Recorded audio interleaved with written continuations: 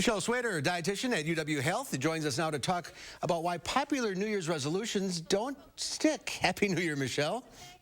Happy New Year to you too, Mark. So we're good. We're good for a couple of weeks. Middle of February, not so much. How do you stick with it? Right. Yeah. By far, the most popular resolutions have to do with weight loss, whether it's exercise, eating right.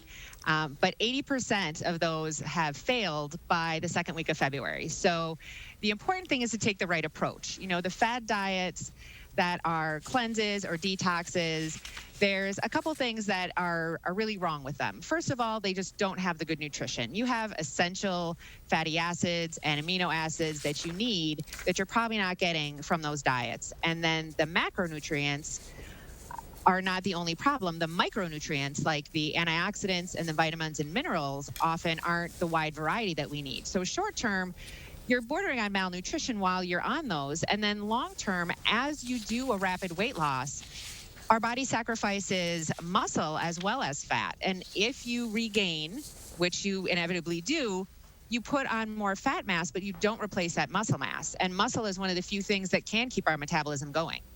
So they can actually do more harm than good. They can. So it's important to be patient. I was going to say, how do you ensure lasting results? Right. The first piece of advice I'd give anybody is reduce your added sugars and your processed carbohydrates. It's not an exciting recommendation, but that is a key to helping yourself feel full, not having blood sugar fluctuations, and overall then you can eat less calories. And you're also eating the nutritious foods that you really want. By eating a piece of fruit, you're having some really good quality calories instead of eating a candy bar that has added sugar but nothing good for your system. Just be patient.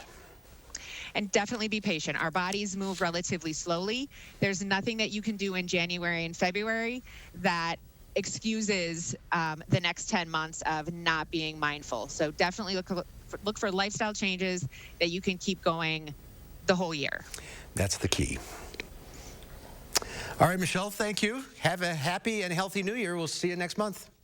Thank you, you too.